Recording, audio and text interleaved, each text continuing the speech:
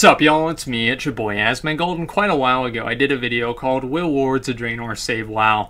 Now in that video I talked a lot about what I thought needed to be fundamental changes to the game in order to renew interest, reinvigorate interest, and ultimately just bring subscribers and players back into the game. Now if you do go back and watch that video, you'll see that the date on that video much predates the release of the expansion, and so I think it goes without saying, but I'll say it anyway, is that that was before we knew that we were only going to get 2 raid tiers, no 10 and jungle on launch. I think that we had just found out that we weren't going to get Bladespire and Caribor for the capital cities, and I think that there's like one other thing as well. No Farallon as well. We didn't know that at that point. Everybody kind of expected Farallon, and it just didn't really happen. So I do want to say that right now because I was actually not relatively positive. I was very positive and very excited and very hopeful for Wards of Draenor, as I think all of those people who resubscribed to the game. If you guys remember, I think like Missa Pandaria had like 6.1 subs, 6.1 million subscribers, or 6 point something million subscribers. WoD was announced, and like right before it came out, the game jumped all the way up to 10 million subscribers. And so all of those people had obviously come back to play Wards of Draenor, and were really excited to do so.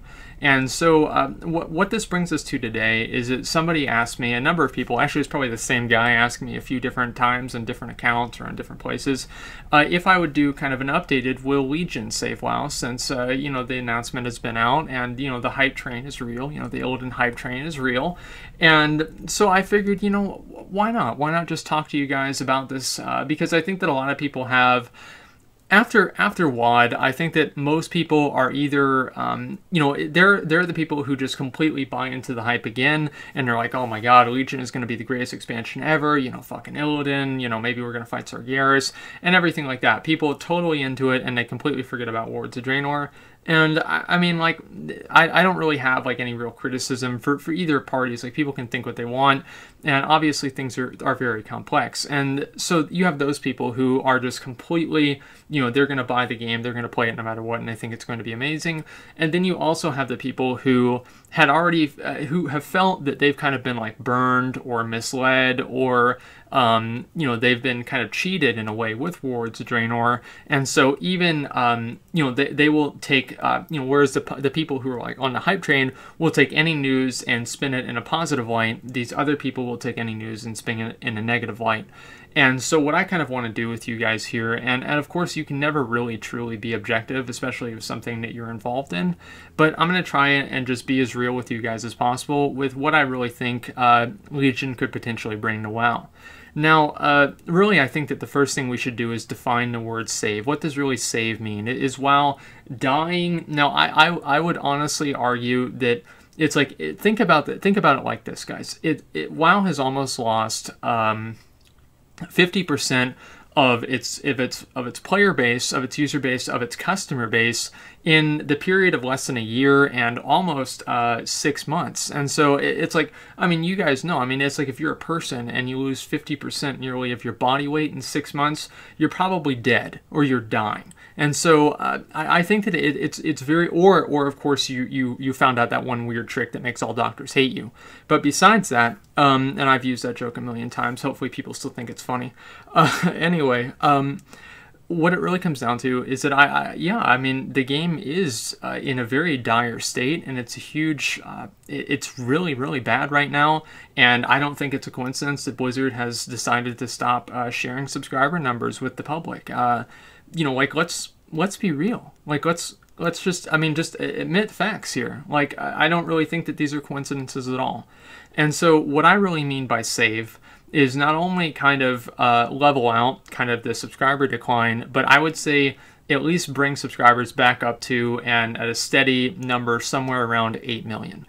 Okay, and all of this, of course, is just conjecture, and just, I mean, ultimately, that's just a random number, but that's about the time, well, where, like, WoW was, like, kind of at the beginning of Wrath of the Lich King and of Burning Crusade. A lot of people were playing the game, and it was still very much in players' minds, and a lot of people were excited about it, and so that's really what I mean by save. Now, I think that what all of this is really going to come down to is 2 major things, and one, I don't want to say minor thing, but not actually, I don't really think is nearly as important as the 2 big ones. Now, the 2 big ones, I think, The first thing that Legion really has to do is it has to emphasize more than anything else, more than convenience, more than streamlining, more than any of those words, more than variety, more than any of those words that I think that everybody has come to hate, at least most people, is they have to emphasize social interaction and players interacting with other players and creating environments where players need to rely on one another and can achieve a common goal and succeed together as a team.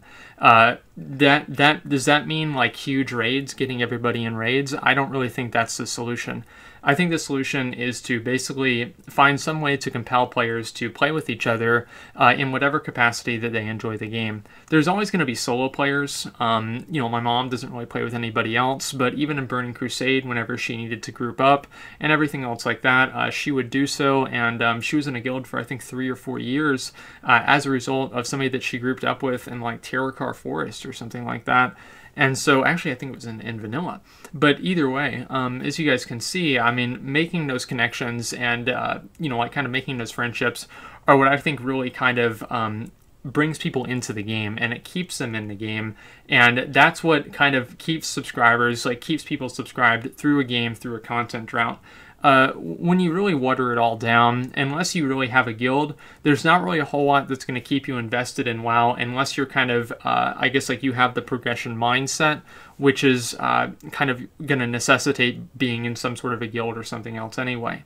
And so besides the socialization, another thing that I think that they really need to have, and it seems like they're doing this in Legion, I'm not really sure. Obviously, the alpha isn't even out yet. And so how can I really know how things are really going? But another thing that I think is equally important to the social interaction is to create a rewarding in-game experience. And I talked about this in the Will Wards of Draenor Save WoW video. And WoD, I think, completely missed the mark in terms of delivering on a rewarding, engaging, and fun end-game experience that makes people feel like they're progressing and moving their character forward. Now, I think that there are a number of reasons for that. One of the problems in Wards of Draenor is that once a lot of the different catch-up mechanics were implemented into the game, all of the things that they removed, basically like doing your garrison missions for gear, farming the rares out in the world for gear, doing like normal mode high maul or Blackheart Foundry or high maul at all in any capacity, is effectively a waste of time, and it's even emphasized more as a waste of time now that you can't even upgrade that gear with the Valor upgrade systems. And so they want you going directly into Hellfire Citadel.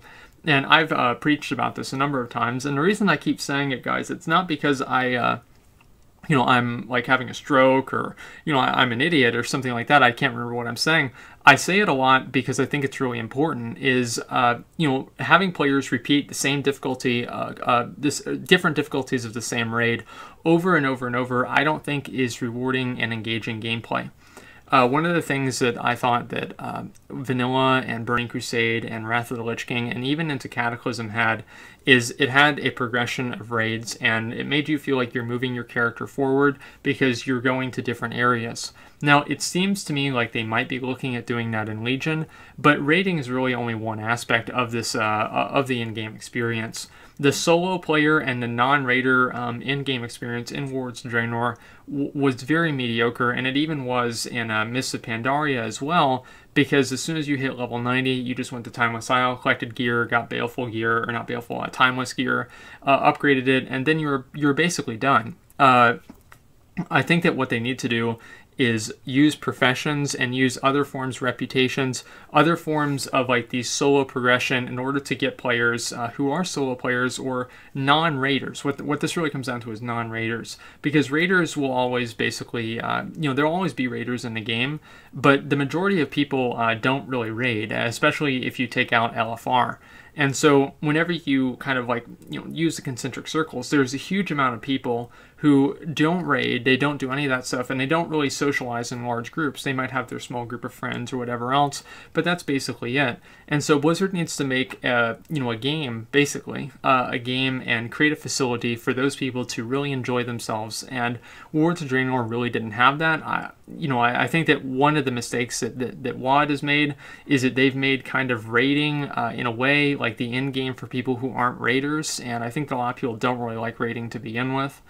You have the baleful gear that you can get. It's just the fact that like collecting all of that stuff and doing it is not only repetitive, but it also doesn't take that long. You can get your full like empowered baleful gear in maybe a couple of weeks of farming, especially if you do other things to get Apexis crystals. And so what that comes down to is that obviously people are going to run out of content very, very quickly in a matter of probably a month.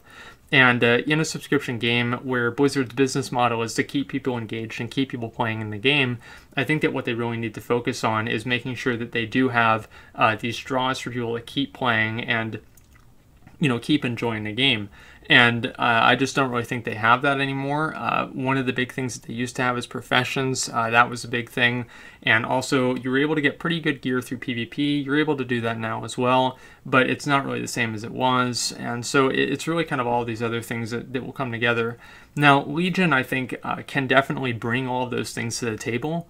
The question is really how they implement them. Wards of Draenor, I think, with the correct implementation and content, I guess like the expected player progression, Wards of Draenor probably would be a lot more successful than it is now. I'm not saying it would be successful, period. I'm just saying it would be doing better than it was now. Like basically hitting level 100, going and finding the baleful gear, and then queuing up for what's the raid? Hellfire Citadel, LFR, and then maybe doing the daily quests in Tan and Jungle to get your empowered gear, and that's basically that's pretty much the end game for a non-raider. And so if you look at that and you see kind of really how shallow that is, there isn't really much. I mean, it can get worse, but it can't really get that much worse. And I also say that it can get a whole lot better. And so really, I think that those two things, kind of not forcing, I'm not really going to say force, but emphasizing, incentivizing, and building on and rewarding players greatly for socializing and for playing as a team and for playing with each other. I think that is just as important as creating a rewarding and, a compelling and an in-game experience where it feels like you're progressing your character. Now, the third thing I do want to talk about, which is also very important, is kind of the new player experience. Now, the first, will WoD save WoW? I talked about basically like back then, you had to buy a bunch of different expansions in order to play the game. You had to buy like 3 or 4 different games in order to just play with your friends. And in like WoD now, I think they've kind of cut that down. You just have to buy the original game, and I think WoD will probably come with it whenever Legion comes out, and then you have to buy Legion. And so I think that's pretty much reasonable. Obviously, it would be best if they just sold the game as just like one package, but I don't really think that they're going to do that because it would be weird for them to increase and decrease the price whenever the expansions came out and left. So creating that new player experience, I think, is going to be very important. And honestly, I don't really like the way that they have the 100 boost because it kind of just throws you into the character, but I don't really know what they could do to kind of like get players into the game without having them spend, a million years leveling up. And I think it's really kind of a balancing act. And at this point, players get they so quickly get to the max level, and then people who don't really understand like how the game works entirely because they haven't played it for that many hours as somebody used to back in like vanilla Burning Crusade or Wrath, or basically up until they implemented the level boost. They don't really know kind of what they're supposed to do at that point. Leveling is a very binary thing, and it's a very obvious progression. You level from 37, 38, 39, 40.